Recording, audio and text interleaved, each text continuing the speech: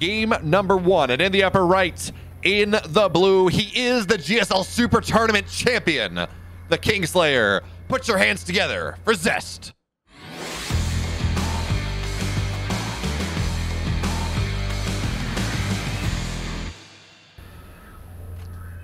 And his opponent in the bottom left, in the red, the man who would end days. He is, for Alpha X, RAGNAROK.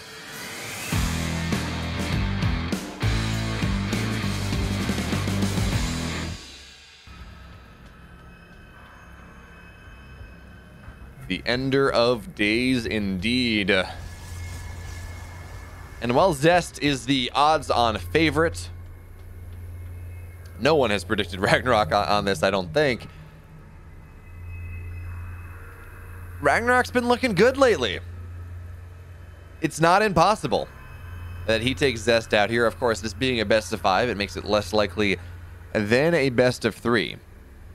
But still possible.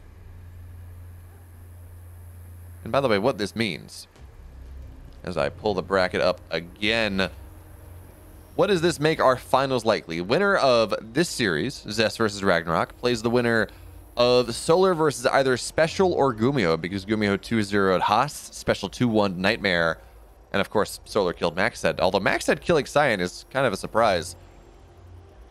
So folks, what I'm telling you is more likely than not, this is going to be the grand finals that we've seen time after time after time after time on this server. It is most likely going to be Zest versus Solar for a grand finals, and that is actually a really cool series to watch, because these players, they hit each other in best of 5s like 3 times in a weekend, or maybe 2 times. They'll see each other in NA, and they'll see each other in Korea, and they'll play like 10 tournament games against each other in the span of 3 days. So you really start to see metas evolve. The big one I can think of is when Zest was experimenting with really early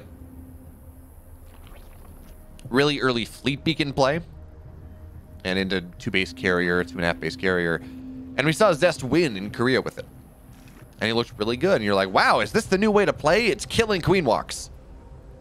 And then we said, okay, well, actually, you just get a Nidus and you get Hydras, and you add some queens to that, and that's how you kill that. Because Zolar came back with that same idea and beat Zest 3-1 in EPT North America 2 days later.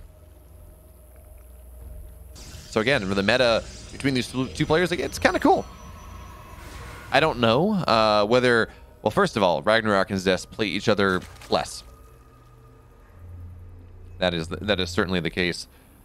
But I don't know quite how much less. As now, okay, so the Zealots, or excuse me, these Adepts will find their way on into the natural here. But of course, they're not going to catch a transferring worker just yet. Now, this is what makes this really annoying for the Zerg player, where it's like, okay, yeah, there we go. Shade is going to get canceled here. Zest already starting to find some damage. 2 workers go down. He will make it 3, and that's more than you get in a normal game. Certainly, look at this micro. One of these Adepts is even going to find its way on out. Zest is kind of gross. And this is how you know Zest is on form. He does the small things. Sometimes his micro is a little bit sloppy. Certainly, you know, Zest bank is a thing. And of course, we as a community tend to be rather split on it. Is it Zest banking so he can hit these really big warp ends wherever he needs? Or is it Zest kind of letting his macro slip because he's doing, you know, the important things elsewhere? I don't know. I can see both sides of that argument. What I do know is 7 workers have now died for 1 Adept and damage on an Oracle. Yeah. Zest is just finding everything he could possibly want. And oh, look at this. 6-gate Glaive Adepts. So, let's talk about this for a moment, because 4-gate Glaive, it's something that happens. You go Stargate, you get Glaive Adepts, you try to catch your opponent off guard, it's fine. That's not what this is. The +1, I believe the +1 and the 3rd base, it could be fake. So I've seen Zest go for this idea and just kind of keep the +1 crunching until he kind of cancels it at the last second. He just wants to give this idea that this is Void Ray play, and then it's 6-gate Glaives, and you're like, oh crap, I don't have roaches. This is a problem. And actually, it looks like we're gonna see Spiraling Bane from RAGNAROK. Oh wait, actually, how many queens does he have? He's only at 5. And how many? So he's going up to 4 gas here. He's got Baneling Nest on the way. This could be a couple things. Oh, no, he's going up to 6 gas. Yeah, this is Spiraling Bane. I was going to say, you know, this could be one of those, well, it's like a Lingbane Queen Nidus, but that's not what's happening here. As the Adepts, they're shading across the map. RAGNAROK, he's got to be in panic mode right now. This is not something that he saw coming in the slightest. The Void Ray is moving on forward. +1 is actually going to complete, I think, which is interesting here. 1 Queen goes down immediately. The Stasis Trap just doing a really good job of zoning things out here. 2nd Queen is going to go down. The Void Ray in the sky is actually causing some problems. Queens are actually starting to go down here. And you know what? Okay, the Banelings are not going to get nearly enough done here. Zest with a really good splits. The Zerglings, of course, they pop out, but 7 workers have gone down immediately. And I don't know that this has actually got enough for Zest. 7 workers died. He gets a lot of Zerglings. He kills some Banes. But a 2nd round of Adepts fighting their way in. What do we got? 8 Lings, 2 Queens, and a bunch of stuff in production. That is actually a big problem. No Banelings done yet either. So the Adepts, they're not in the best spot, but it doesn't matter. GG Zest says, yep. New build. Let's go. Game 1 goes the way of the Dragon Phoenix Protoss player. Sorry about that, folks. We're back. And in the bottom left, in the blue, he took game number 1 with tremendous aplomb. He is the Kingslayer, Zest.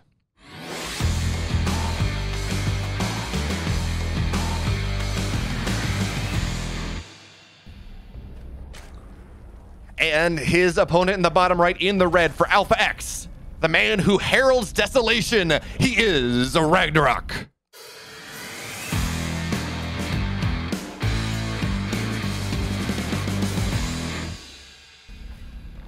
Although I guess technically, RAGNAROK is the desolation itself, not just the herald of it. I don't know. I'm not fluent enough on Norse mythology. Zest really is the best player to copy builds from. It's like, you know, when Innovation was playing, every Terran player just said, yeah, I'll copy Innovation because he is just so standard. But I want to talk about that build Zest went for a little bit more. Because it's so cool. And it is going...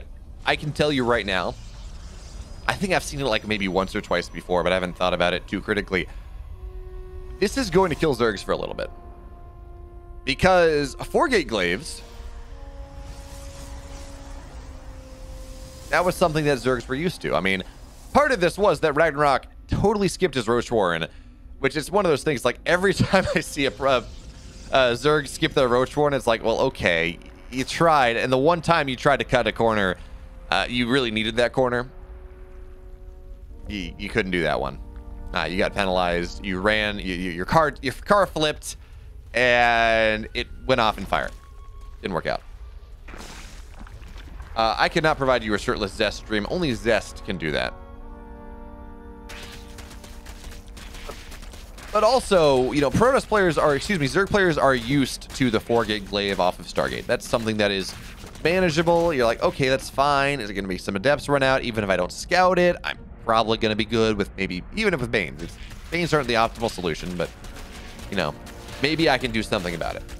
6-gate, though, with +1 air behind it, which gives you a really nice air transition. I can't believe that you have the ability to do that as Protoss. Like, it's just, it feels too expensive. But I guess you just kind of cut probes for it, and as long as you get some damage done, it's going to be okay. You have the ability to end the game. The addition of the Void Ray actually really complicates that fight. We saw the Queens kind of going down rather quickly.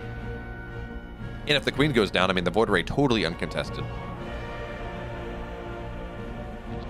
So again, really cool ideas. The Oracle's going to dive into the main base here.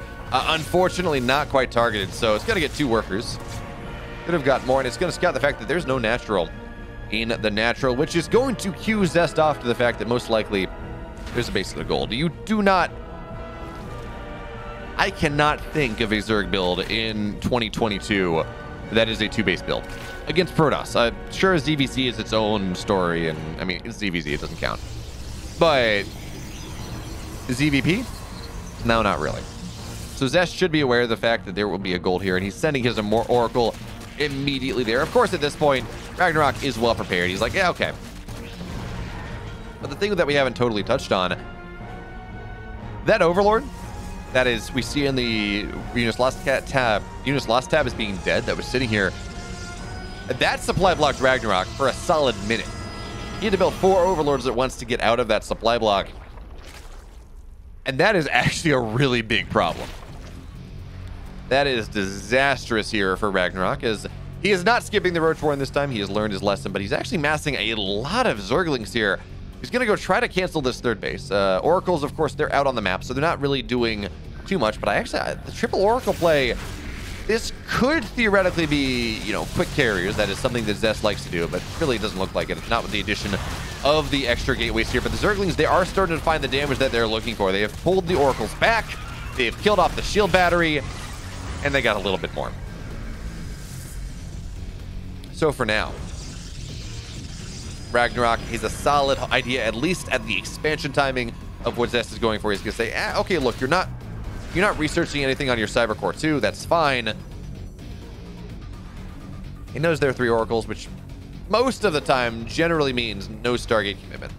Now, again, Zest has that one interesting build, but it's a one interesting build. It really is not an entire meta-defining ideas. The Oracles now, they're going to find their way into this third base, but again, Force Queens will be enough to force this out. And look at what Ragnarok is doing. Yeah, he's got roaches. Yes, he's got +1 ranged on the way, but he's dropping a really quick Spire. And that means that, I mean, life is going to be hard for Zest for a time. He's not going to, he technically has a Stargate, but if you build 10, 12 mutas, 1 Phoenix at a time is not the solution to that. And while Blink is nice, and actually, Zest is just going to go for a big +1 timing. So everything I'm saying about, oh, wow, Ragnarok, you're going to hit this really nice muta timing. Well, no, actually, no. Because the Robo is just about done, which means we're going to start to see a Warp Prism go out and... Oh, an Immortal. Okay, this is going to have an Immortal first. But we're going to see a Warp Prism rather soon. It's going to time out with Blink. It's going to time out with +1. It's going to be 6 gate. I kind of expected a 7th, but... Or it's going to be 8 gate. There we go. 8 gate Blink Stalker. Running across the map here. Notice Zest is only on 4 gas. He is going to hit a Blink Stalker timing that is tremendously powerful, and just kind of hope that he has done enough damage to keep Ragnarok back, to keep him honest. I don't think he really hasn't done all that much, but hey, that's going to be a free queen here. You know what? Oracles do a lot of damage, but no, the queens will be able to micro back in time. Zest's micro not quite perfect enough to knock that down. Some mutas are starting to hit the field now, which what this means is Zest has missed his timing. I kind of thought we were going to see a Warp Prism first, run across the map with what he has, and then, you know, that is right around the time the mutas will pop out. So suddenly Ragnarok has all this money in the bank that he can't spend. But instead, mutas are being made. 4 are done. But it looks like it's not going to be much more than that. And actually, the mutas, they're going to be stuck at home for now because of these Oracles. So this just means there's 400 in the army of Ragnarok that is just about pointless. So they're going to get stuck on top of these sentries immediately. The hot pickup is going to be damn good. These 3 Oracles, they're just shredding the units on the ground. Stalkers, though, they're going to eat some biles. And Ragnarok, he says, you're on creep. My favorite dish here is Protoss. So yeah, GG, Zest, he tried something. That one did not work. And we're tied at 1-1. And that build that Zest went for, maybe it works on a normal map. But that was Blackburn. And Ragnarok took the gold as his third, which meant he just had so much more that he was going to be able to use to build units to defend. Which, of just, of course, makes life just that much harder for the Protoss player. You're contesting, you know, 3.5 base economy instead of 3 base. Well, actually, I guess technically the gold base it mines just as much minerals, give or take, as the blue base, but requires 4 less drones to do so. So that's 4 less drones. That's 200 less minerals you have to spend over time. It does make a difference. So regardless, economy a little bit bigger than Ragnarok would normally have at that time of the game, which meant more units, and he just swallowed Zest whole. In part, Zest also didn't get enough damage done in the early game with those Oracles. So we're going to have to see whether he opens Stargate once again, or whether he goes for something else, something different.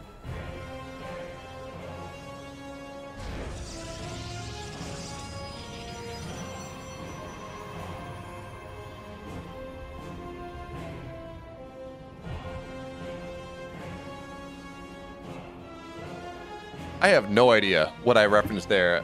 Unique, no. What did I say that brought that? Oh, okay. Yeah, no, we're not putting porn stars. I'm pretty sure if I did that and then I came on an ESL broadcast or even just Twitch, I would get banned so hard and so fast that I would just feel that whiplash. You know, I wouldn't. My body would be out the door before my head could catch up. I do not own a picture of shirtless Zest. Oh, sure. Really, though, what is your obsession with everything having to have their shirt off? You try to get me to stream shirtless. You ask for Zest shirtless. You talk about working out shirtless. I feel like every other phrase I get out of your, whenever you're typing here, is about someone removing their shirt or having already removed their shirt, or how they should remove their shirt.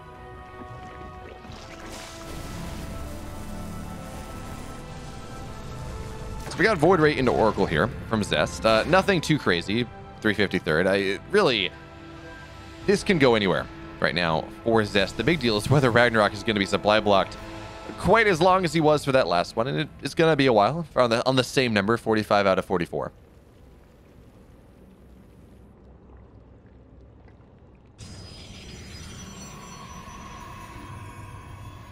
But yeah, if anyone has leads on where to get like StarCraft paraphernalia that I can put up there, I'm really jealous of.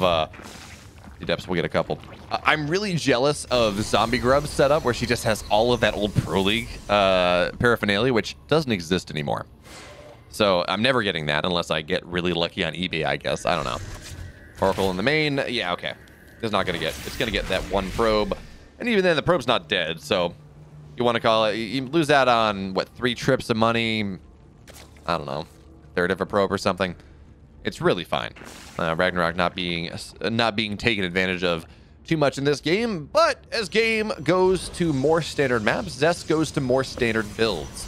+1 air, Void Rays are on the way, and does RAGNAROK look to walk those queens? He's on 5 now, but he's still got room to make something more happen here. A couple drones will go down, but I mean, the Oracle's pretty low. Spores are where they need to be. This is just kind of maintenance damage, as it were. It's not really game defining at all. It's just Zest is keeping the Zerg honest just a little bit. You know, he's lost 3 or 4 workers. Okay, it's okay. It's a very small percentage of what's happened. But are we gonna see Hydra? Wait, okay, so no Nidus. That was a false lie. We're gonna see Hydraling Bane as a style out here from RAGNAROK, and that's really interesting because for a while it was looking like this +1 air idea was the way to deal with queen walks. You know, +1 air, +1 voids are actually really good against queens, just because they attack like 8 times a second, and it's effectively, no, sorry, 8 times a second. So it's like one upgrade is effectively +8 DPS. It's a lot. And then Zergs just found a way to hit it a little bit faster if they needed to, or hit a little bit bigger. Hey, Bibs. Yeah, you did. It's Zest versus RAGNAROK semifinals. You missed Zest versus Classic quarterfinals, which was also kind of a banger, although Zest just looked really good. But look at what RAGNAROK is doing here. You know, he's doing that Zerg thing where you got one creep tower and you're just pushing and pushing and pushing it across the map, not spending much else queen energy on creep because, well, you're trying to have them to walk when you push. So RAGNAROK should be able to get this creep really close to Zest's third base rather quickly. The Void Rays, they're going to try to knock this base down, but, well, Hydras are already out. And, by the way, notice that this is absolutely a Hydra timing. Hydra speed is going to be the first thing that gets upgraded. And while it is old knowledge, it's not something that we talk about anymore because Hydra ideas in general are not that good. Unless you're going to lurkers really quickly. In this game, Hydra speed is, it's actually what you do, right? You go, if you're going for Hydra timing, if you're getting aggressive with Hydras, you get speed first. If you're being defensive, you get ranged first. So the Hydras, they're going to start rallying across the field right now. This 4th base, it's even going to get canceled. RAGNAROK says, I don't flippin' care. Zest, you spent enough time on this part of the map. He's not even getting a Baneling speed. It's just Banelings into the static defense. Hydra's knocking down the voids. We're going to have to see what they do with the can. The force fields, though, are fantastic. And not much of the static defense is going to die in the first wave. Void Rays, they stay alive. And Zest says, no, no, no, no, no, my friend. Not today. That does not work. Not in 2022. Not on my map. RAGNAROK gets nothing done here, and he doesn't have a fourth base behind this. He's only on 64 workers. Zest, with those impressive force fields, gets everything he could want and more. And now the world is his oyster. He's got +1 air. He's got a lot of voids. Not a single one died. He's adding additional gateways because that sounds fun. We could see him go into +1 ground, get charged. Probably not. I mean, it is still Hydraling Bane, technically. But instead, he's just going to take this fourth base. The creep, it's still advancing. Honestly, RAGNAROK, we just... Oh, no, actually, yeah, he's been pretty much on top of it. So the creep is going to be right outside of the fourth base, which does complicate things. But I don't think there are enough... Yeah, there are not enough Hydras here. It is 9 Hydras, or 11 Hydras, but like 9 Hydras right here versus like 11 Voids, and they have +1. There's not enough anti-air in this army right now, especially if a Guardian Shield gets popped, really, for RAGNAROK to fight. Maybe eventually, but not right now.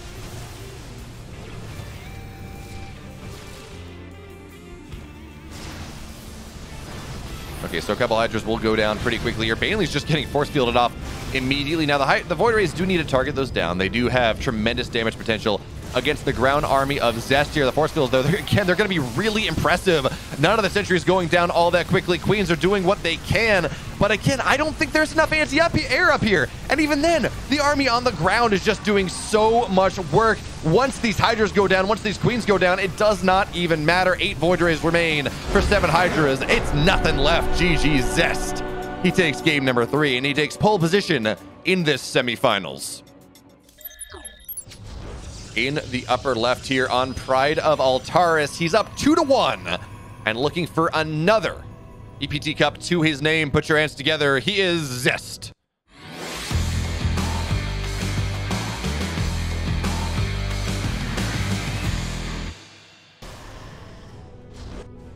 And of course, his opponent in the bottom right in the red. He's down 1. I think he's going for a cheeky play here. He is Valvex Shitty Bomb.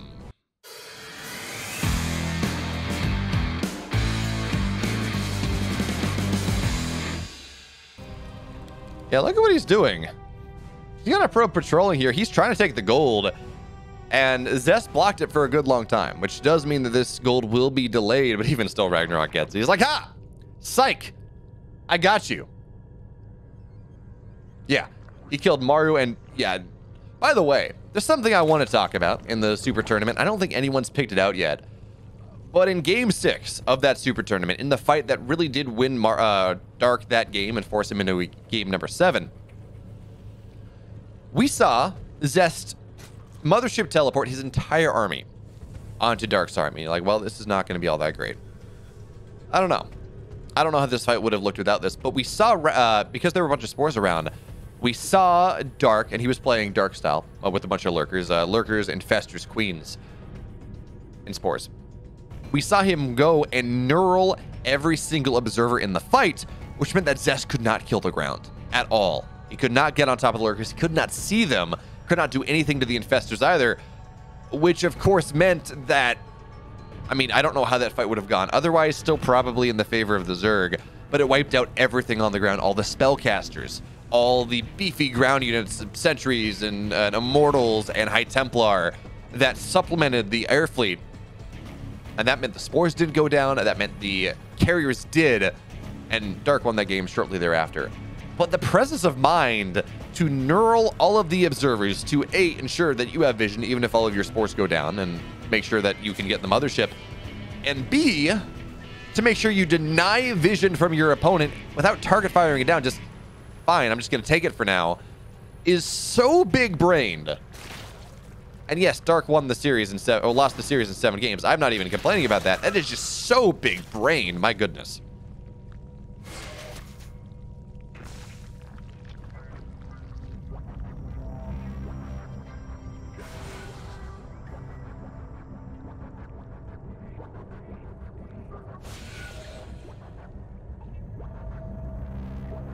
So we're going to see RAGNAROK attempt to show us why exactly that this map is so imbalanced for the Zerg player. First and foremost, notice this is a gold base. Normally gold bases, Blackburn, for example, they have 6 mineral patches. Yes, they mine more per mineral patch, but on the flip side, there are only 6 mineral patches instead of 8, so you end up mining somewhat equivalently. It's a little more, but it's not a lot. Really, the big bonus is you can build less workers for the same economy. This is 8 mineral patches. This is a full base of money here. And it also mines more. So really, it's like a base and a half for the same amount of workers, which means that you're mining a lot. You can power some really strong pushes. And of course, the positioning means that creep goes through the middle of the map very, very quickly indeed. Yeah, it's kind of hard to get the queens for the main and the natural into position. It's kind of you have to queen walk twice. But once you get them there, I mean, it is straight through the middle of the map. I'm almost surprised to not see Zest go for taking the gold, because we saw him do that against Dark in the Game 7 that he did win. But instead, he's adding on a bunch of gateway series, going up to 5 now, I think. No, he's going up to 6 gateways. Yeah, 6 gate glaives. Same idea that he went for in that previous game, except, oh no, he's going to get the third base as well. So this is the exact same build he did in game number 1 that just blindsided. Absolutely annihilated RAGNAROK in that game. So we're going to have to see whether he's paying attention, whether he's going to be able to respond in a better way in this. And already he is. He's got roaches on the way. And this is one of those games where you're like, honestly, there's a reason why these delayed adept timings don't seem to be all that great. And pure and simple, it's because so many games now, Zergs are just going for queen walks, regardless of whether it is a Stargate play, whether it's not. You run a bunch of roaches on the other side of the map with some queens, it's really hard for the Protoss to stop. And glaive adepts do not solve that.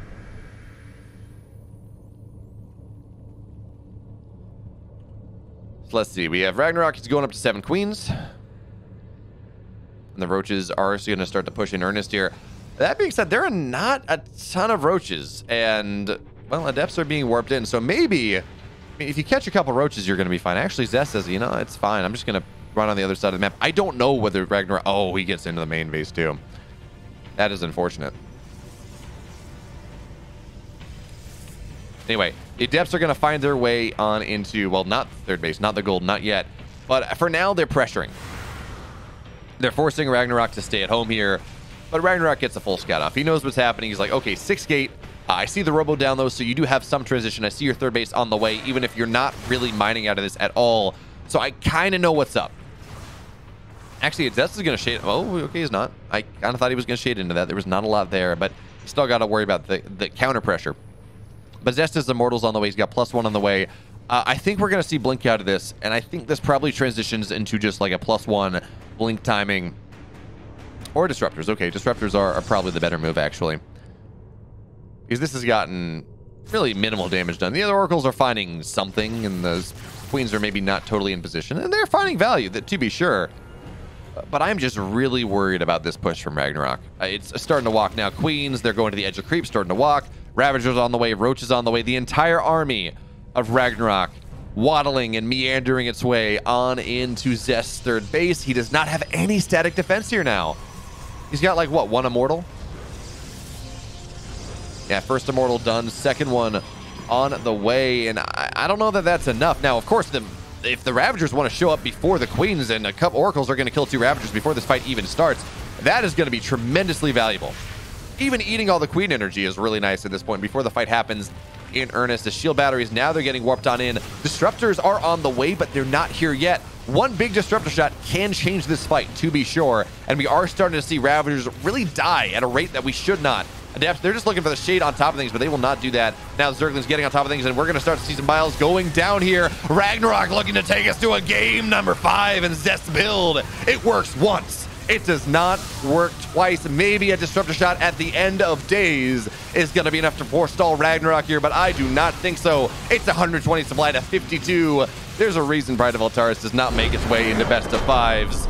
GG, RAGNAROK. He pushes us to game number 5.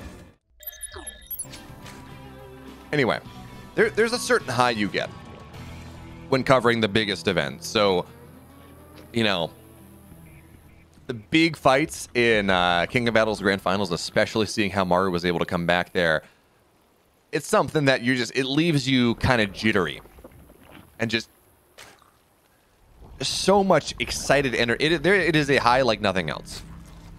That's funny. I was talking to Maynard the other day.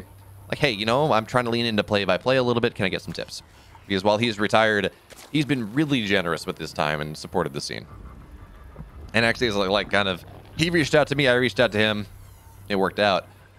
Point being, he's like, yeah, there have been like 3 things that I've experienced in my life. There was, you know, I had BlizzCon round of 4, I had Katowice Grand Finals, and I married my wife. And I've like, those are the 3 biggest highs I've had in my life. You know, like nothing beats that. And the passion of a crowd pent up for 2 years, and a chance for Mario to finally get a world championship. Oh man. Oh man. I got chills thinking about it just now, and we are 21 days out or something like that. Yeah, 22 days. It's round of 36 is the 23rd. 30 days have September. Yeah, so January is 31 days. Whatever, 23 days. Something like that. 23, 24 days. 3 weeks, plus a little.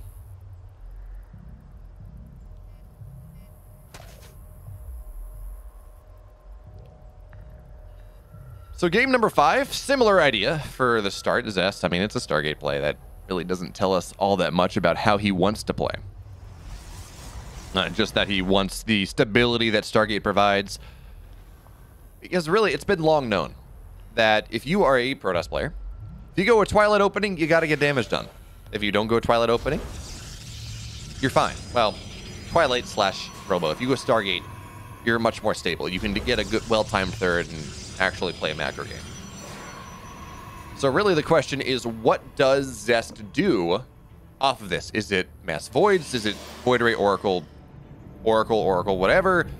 Does he drop a Fleet Beacon because he thinks Ragnarok is going to Queen Walk on Berlingrad? I don't know. But I'm excited to find out. Because again, Dark looked incredible in that GSL Super Tournament Grand Finals. Even if Zest did win, that was a 7-game series. That's not saying anyone is clearly better than the other. But if Ragnarok is going to be able to kill Zest after Dark failed to do so, I mean, that is really good news for my prediction that Ragnarok finds his way out of the round of 36. Because especially if he loses anything in the upper bracket, it's highly likely that he's going to run into a lot of Protoss in the lower bracket, and there are 2 PvPs to start that round of 36. Just so we're clear, Protoss go into the lower bracket immediately, regardless of what happens. So now we got some stasis traps going to find their way. This is only stasis trap in one spot. Oh, the Queen, though. The Queen is going to get stasis. And by the way, Queens do not gain energy while they're stasis. So actually less larva for Ragnarok in this game, as again, he's going to be supply blocked. Not terribly. This is not what happened in game number 2, where he was just insanely supply blocked for forever. Now, Zest has his third base just about done, +1 air on the way, but he's got a forge, so it's not a massive commitment to air just yet. I believe it's still only... No, okay, it is double Stargate. So we're going to see him do that thing he did in game number 3, where he beat Ragnarok. Ragnarok went for a Hydra timing, and Zest said, no. Hydras are bad units, haven't you heard? Listen to a laser, please. He will tell you exactly why Hydras are bad units. But in this game, we got roaches on the field. We got them doing fun things. 7 queens are going to be the number pretty soon. And the creep has really developed through the center of the map. So I would not be surprised. Yeah, 26 lings are on the way. Ragnarok's going for a push. He has enough queens to make this happen, and his goal is to hit before +1 air is done. That means that it's just a lot. Otherwise, you know, you hit before +1 air, that's just a lot of money that the Protoss has committed into things that are not helping him right now. So as the roaches run across the map here, Void Ray is actually in really good position to start to kill some of them. And one roach will die for the cause. But you got to do more than that. And actually, look at this from Ragnarok here. He is committing to this push, but I can't help but feel that it's a fake. Right, the roaches at the front, the queens at the front, they're trying to say, yeah, Zest be very afraid, but it's just Zerglings running in. There's a Spire coming down, and Zest is bought into this. We have pylons going down, we have shield batteries going down, we have cannons going down. Zest is prepared for the Queen Walk. A Queen Walk that's not coming.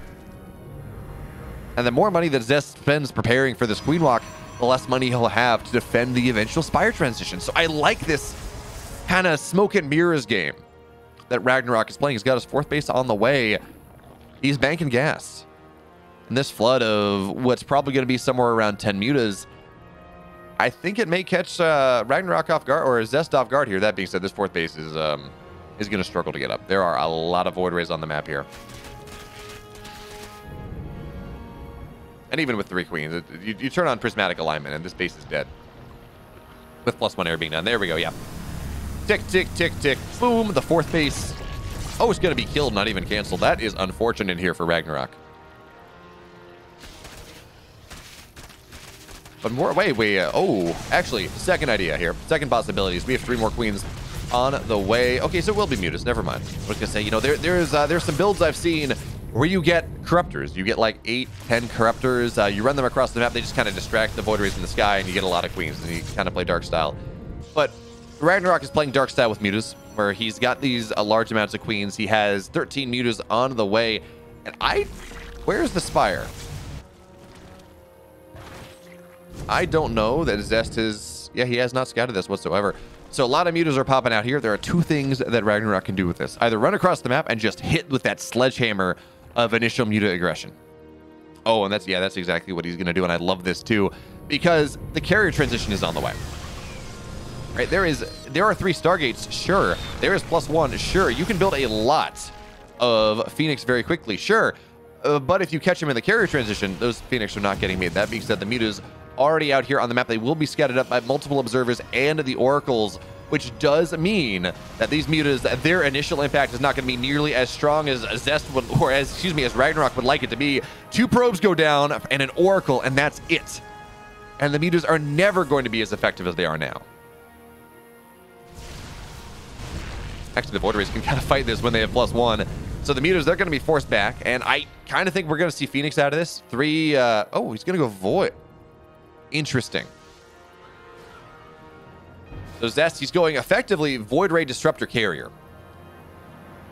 And that deals with a lot of stuff that Zerg does, but RAGNAROK, I think Zest is expecting RAGNAROK goes into Corruptors behind this, because that is really the dominant meta. You go 13 mutas, and you go into a bunch of Corruptors, and you force the Protoss into Phoenix Void Ray versus Muta Corruptor, and Zergs seem to win that.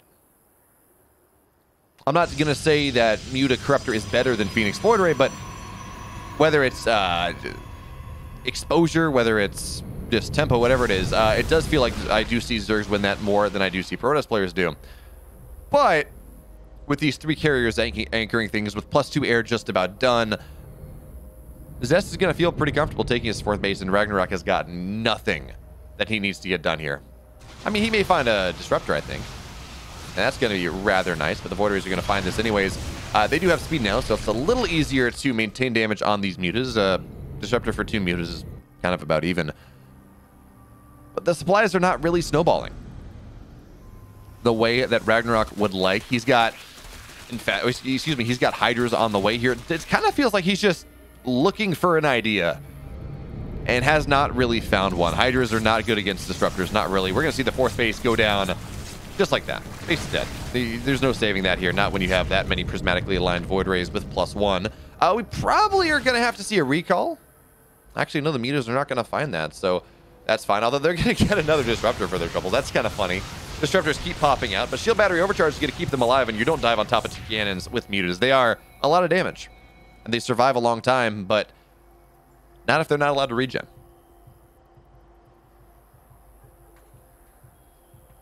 Why, hello there, Cytotonic. Don't worry, you're on my list of things that have to go up on my wall once I get something of yours.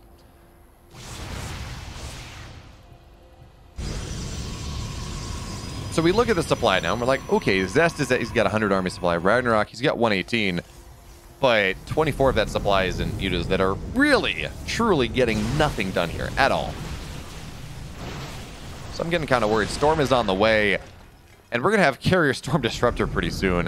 One of the most expensive army compositions in the game. Look, it is 2,000 more gas for Zest than it is RAGNAROK at this point. This army is terrifying. +2 air is done. The mutas are going to try to find their way in the main, but there is double cannon here. You're not going to get too much done really anywhere. Actually, okay, he's found a salient point, but there's only one cannon, but shield battery overcharge is keeping things alive. And now we got the fight coming on in earnest. Bailing speed is not yet done, so these Bailings are not going to get too much done here. At the end, they find something, but of course, the High Templars, they stay alive. That's really is valuable. And there we go. The rest of the Banelings, they get targeted on down.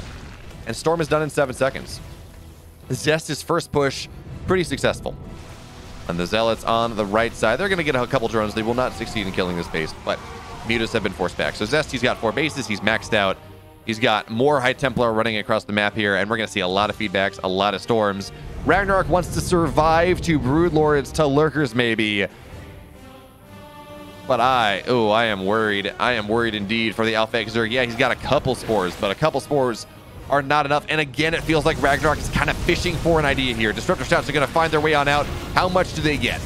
Really determines how quickly this push can happen here. Storm's going to try to land, but actually, hey, they're going to get a lot of these High Templar. The Banelings get them all down, and Zest, he loses a lot of Storms. One Archon does morph, but again, how many Hydras do we have on the field? It's 15 Hydras to 6 Carriers and 9 Voids. That is not enough anti-air here. Muta's trying to chase everything down, but they are also not going to be successful in that endeavor. The Mutas, they cannot fight. They don't have the upgrades to do so. Zerglings are the units that are filtering in. Zerglings don't fight up. GG Zest. He's in the finals. And he's got a date with either Gumiho or Solar.